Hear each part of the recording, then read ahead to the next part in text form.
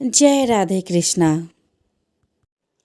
पहले अध्याय में नैमिषारण्य क्षेत्र में मुनिजनों ने परम भगवत श्री सूर्य जी से कहा, हे मुने, अब आप कृपा करके माघ मास की उस पवित्र कथा का वर्णन करें जो कि वशिष्ठ भगवान ने दिलीप से कहा था, जिससे प्राणी के समस्त पाप नष्ट होते हैं।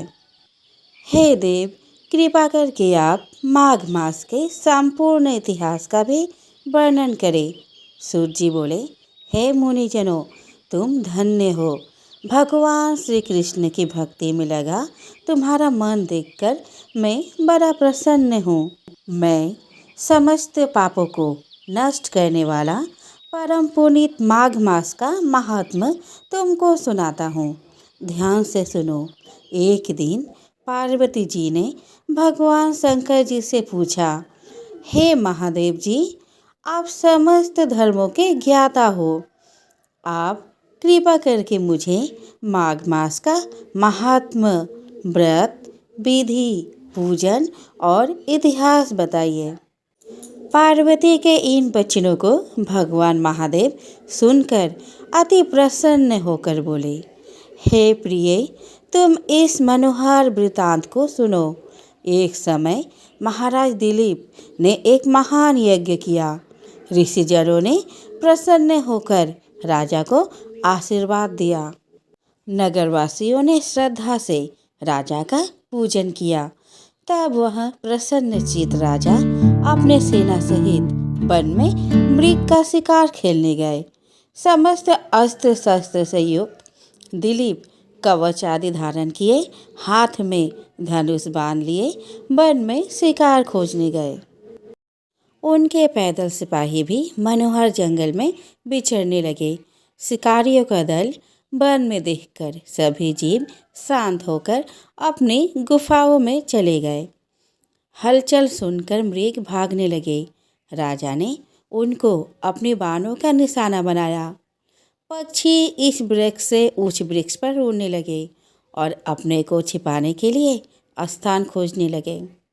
सियार चिल्लाने लगा। वृक्षों के खोप में छिपे उल्लू चीखने लगे। वन के शांत प्रदेश में जहाँ घने वृक्ष थे, फूलों की सुगंध महक रही थी। भौरे गुंजार कर रहे थे। दूध से भरी थानों वाली गाय घूम रही थी। सर्पों के बिलों से केचुली आधी बाहर निकली पड़ी थी। अजगर वृक्षों के शाखाओं पर लिपटे थे। पत्थरों के आपस में टकराने से अग्नि की चिंगारियां छिटक रही थी। बाघ दहाड़ रहे थे। शिकारी कुत्ते खरगोश के पीछे दौड़ रहे थे। इस प्रकार राजा दिलीप वन में शिकार खेलते, रात्रि होने पर विश्राम करते और फिर आगे बढ़ जाते थे। इसी प्रकार शिकार खेलते हुए राजा जब वन में विचरण कर रहे थे तो सेवकों द्वारा मचाए हुए शोर को सुनकर एक मृग जंगल से निकला और इधर उधर चौकड़ी भरने लगा। तब राजा ने उसका पीछा किया।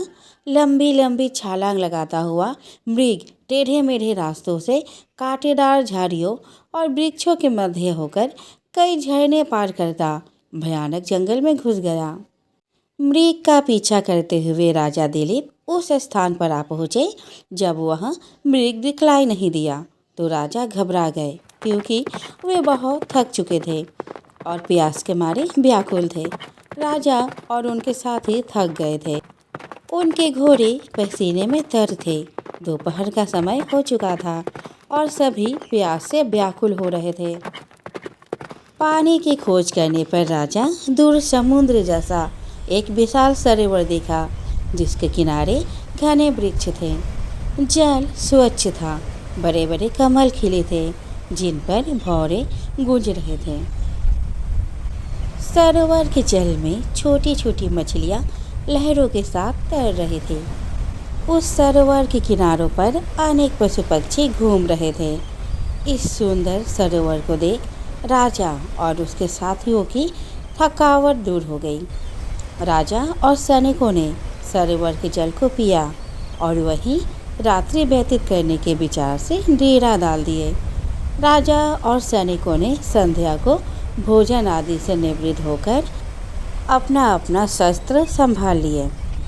राजा एक वृक्ष पर धनुष बाण सहित बैठ गए और उनके अन्य साथी भी दूसरी दिशाओं में अपने शस्त्र लेकर स्थित हो गए ताकि शिकार कहीं से बच कर ना सके। कुछ सैनिकों ने वन में जाल फैला दिया।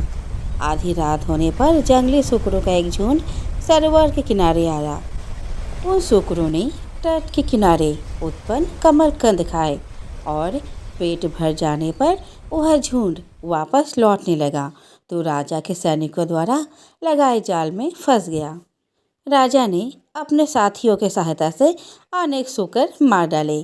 कुछ घायल होकर वहीं पड़े रहे और कुछ भागकर जंगल में जा छिपे।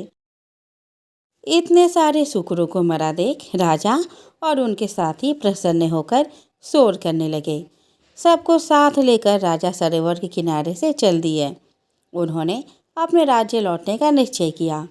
राजा जैसे ही नगर की ओर चले, उन्होंने देखा कि सामने एक शंख चक्र चिन्हों से शोभित कृष शरीर, कोमल बक्कल पहने एक तपस्वी सरोवर की ओर चले जा रहे थे। राजा ने नम्रतापूर्वक उनको प्रणाम किया और मार्ग छोड़ दिया। ऋषि ने राजा को पहचान कर कहा, हे राजन, प्रातः होने को है। माघ मास के इस पुण्य बेला में सरोवर का स्नान त्याग कर तुम कहाँ जा रहे हो?